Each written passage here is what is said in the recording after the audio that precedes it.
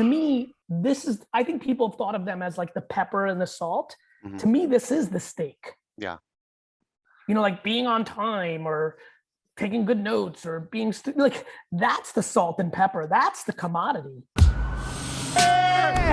You got your perspective. I just want to be happy. Don't you want to be happy?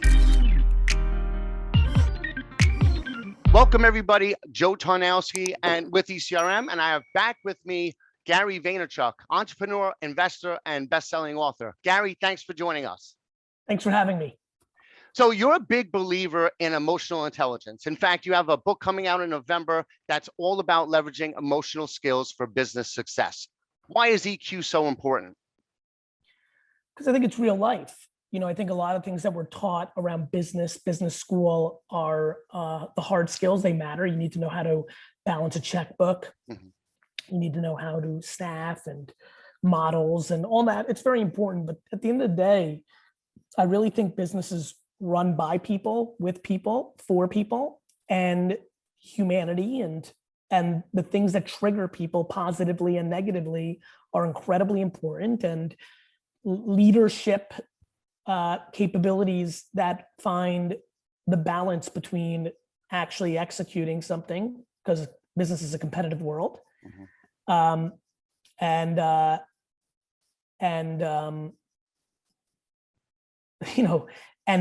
then actually having the humanity to make those things happen matters. Mm-hmm. Now you mentioned, like you said, it's not taught in business school. So how do you go about figuring out or how much EQ somebody has? And are there certain roles that are better for high EQ people versus low EQ people? I think every role is important. Mm-hmm. I actually think the CEO is the number one person you'd like to have EQ, because if she or he doesn't, they're vulnerable. Mm-hmm. There's no really way to measure. It's not like we have a test, like a COVID test or mm-hmm. an SAT, where you can really get that answer. I think I'm a big fan of trying to get real feedback from human beings that interact with human beings. So when I'm making decisions on hiring, I try to see if I can find a person or two that's close to that person, mm-hmm. that doesn't have a horse in the race, that's worked with them in the past, the real. And then you just observe it when they work for you. The way I pick managers are the ones who have, these emotional intelligence skills. But, listen, there's some very aggressive emotional intelligence skills that matter. Ambition matters. For example, one of the traits I talk about in the book is ambition. Ambition matters. Like, somebody that's hungry is going to achieve more. It's just that, ambition over passiveness is a factor in winning. But so is accountability. So you have ambitious people who don't like accountability.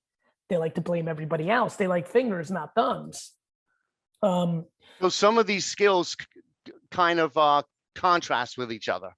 Yeah, I think so. Like, to me, being content and being like my life, wild levels of complacent. I wouldn't call it complacency. I call it content. Mm-hmm. I'm incredibly grateful. Like, actually, that's the one I use in the book. Gratitude and ambition could seem as a contradiction. Mm-hmm. I'm so grateful for everything I have and don't have any expectations, no entitlement to more, but have incredible drive for more, right? Yep.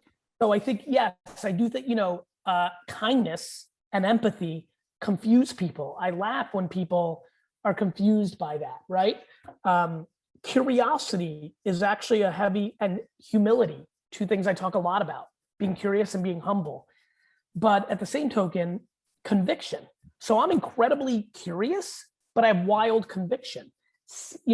Humility is my ultimate pillar of why I think I'm here today and being honored to interview with you and all the good things that are happening to me. But I have crazy conviction once I believe something, because I've tested and learned it and was curious. So I think these things do battle against each other. Patience and tenacity are two of the ingredients I talk about all the time. Yeah. Imagine being equally patient and tenacious. Patience for me is a macro, tenacity is a micro, mm-hmm. right? So you have to be tenacious in the task at hand, but patient in the overall mission. And I think people struggle with the levels. They struggle with the macro, micro. Gotcha. So you may have one level of one and then a lower level of the other, and it kind of works together.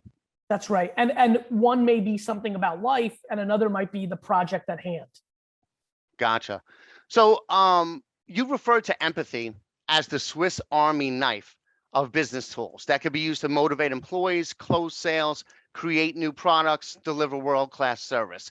How should one employ empathy both in dealing with their customers, but also within their organizations? Well, to me, it's funny. I have more empathy for my employees than I do for my customers. Mm-hmm. And I have more empathy for my customers' customers than I do for my customers. You know, I think people have the rankings wrong. I go employee, customer of customer. This is at Boehner because we're B2B. Employee, customer of customer, like the customers of Budweiser. Mm-hmm. And then the client. Most places are client, client, client. And I think that hurts them. So for me, that's how I think about it. And I'm just incredibly passionate about it. I think that if you care and know what your employee cares about, you can create a system that allows them to be happy and succeed. I mean, most businesses are selling really that the byproduct of their success is predicated on their people. I don't know how people don't see that. They think people are interchangeable. I do not. Yep. It's all about people doing business with people. And it's funny. I was reading every year I read Marcus Aurelius Meditations. And it just so happened that the part I got up to today, he wrote, practice really hearing what people say. Do your best to get inside their minds. So empathy, the value of empathy has been around for more than 1,000 years. So it's just interesting how, and listening is such an important part of it, listening and observing. It's just so damn obvious. Mm-hmm. But we don't talk about it in business, Mm-hmm. right? Even right now, I just had to reply to somebody whose mother is sick that works. That was what I was just doing on my phone right now. I'm in the middle of this interview. I don't want to be not paying attention to this, but I've been worrying about this employee. And like, I didn't even want it to wait for a second. I want him to feel my being in it. Mm-hmm. Even at the ability of like having somebody see this and be like, oh, why is Gary not paying attention for a second? So I'm willing to take the casualty, be the front of it, and be judged on that so I can do what I just did. And what that is, that was so meta, but that was an example of the reality of it all. Either you're religious about this, emotional intelligence, or you're not. Either you're about your employees or you're not. Either you realize that your employees, your customers, the business, and then you, the entrepreneur, is fourth. And too many people put themselves first. They want to get a boat or a house or a new, you know, and that hurts people. So patience has always been a challenge for me. And many of our customers. Do you think that's because of ambition, or do you think that's because you wanted to seem successful in front of other people's eyes? If you really dug deep. I think it's probably ambition. Like if I want things to happen faster, and it's hard for me to wait for them, you know, and we see a lot of that. A lot of our customers are young entrepreneurs and they're really hungry to grow their business. And what is your advice to as far as patience and taking a long-term view? I just don't know anything else. My advice is, if you love it, why would you want it to end? Like for me, business is my hobby. Yeah. So like when you go on a skiing trip, like, don't you get sad when it's Sunday, when you were looking forward to it and you got there Thursday and you skied all weekend? For me, that's business. This goes back to my point of people wanting things or wanting to seem successful instead of actually being about it. For me, patience is a piece of cake. It's the only thing I want to do. I wish everything slowed down. Now, to your point, I've had very fast successes in my career because I use self-awareness. I put myself in good positions. But in the macro, I'm patient, and it leads to a lot of mental health. When you're not anxious for success, you're happier. And that's where that content comes in. And enjoying the process of what you do. Love it. Like everybody wants to sell their business these days. I never want to sell my business. Yeah. And, you know, I'm with you there. I'm a big believer in passion, and having passion for what you do. I've never worked at a job or stayed at a job that I wasn't passionate about. And that kind of helps you weather the storms and stuff. I mean, look at this. I'm getting paid to interview you right now. How cool is that? You know? And I also believe in EQ. You know, I reached out to my speaking bureau, Vayner Speakers, my company, my speaking team, after our speech the other day and said, hey, the Wi-Fi was not stable where I was. I couldn't get it there. Can you reach out to them? Maybe we can, and look what, you know, this is actually caring. That's what we're doing right now.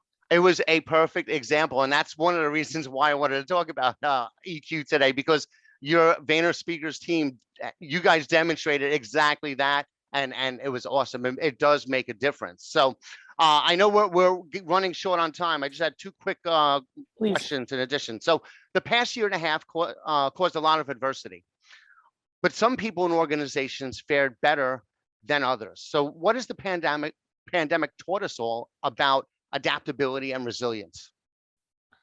I think it was just, you know, I think it's something we've all known. People have talked about being prepared for, you know, it's the Mike Tyson thing. Everyone's got a plan until you get punched in the face. I just think this was the first time for a lot of people that they had to go through it. You know, and to be honest, financially, unless you were a business that was incredibly affected by the rules of COVID, hairdresser, you know, bars, there was no question. A lot of people didn't feel the financial part because we just printed money. There's a lot of people, this was the greatest vacation of their careers. Oh yeah, I definitely saw that. People are currently staying at home on vacation because they're getting paid more in unemployment than to get a job. Yeah, they're having trouble hiring people because of that. That's right. So that's fine. I mean, I'm not overly worried about socialism, capitalism. Like, I think people get very religious about things they don't fully understand. To me, it's just one big game of the world will continue to have twists and turns. Are you in the mental capacity to deal with it? Good point. So how do we go about developing our soft skills? Can they be developed? They can be developed. I think the first thing you have to do is acknowledge that they're important. Starts there. I just don't think a lot of people watching right now even think it's important. They think it's foofy, or they don't think it's a real thing, or they don't even acknowledge, like, they don't even think in terms of, you know, do these things matter? And I don't blame them. Like, I don't know that a lot of people have talked about curiosity or humility or kindness or self-awareness or optimism as like core business tenets. They've been flirted around here and there, but to me, I think people have thought of them as like the pepper and the salt. To me, this is the steak. Yeah. You know, like being on time or taking good notes or being like, that's the salt and pepper. That's the commodity. This is Definitely the main matters. Yeah, definitely matters. Last question. Physical health. How does physical health support your ability to be emotionally intelligent? Because I'd imagine it's hard to be empathetic if you're sick. Right? Yeah, if you're sick or stressed out. I think that's right. I think that's all right. I think it's those variables. I think they matter. My son's calling me. I got to grab this. I love you guys. Thank you so much. Take care. YouTube watcher, what's up? It's Garyvee. First of all, thank you so much. I hope you're doing super well during these times. I also want to ask you, please subscribe, because my commitment and exploration of YouTube is about to explode. Stories, polls, more content, more engagement, more surprise and delight. This is the time to subscribe. I hope you consider it, and I hope I see you soon.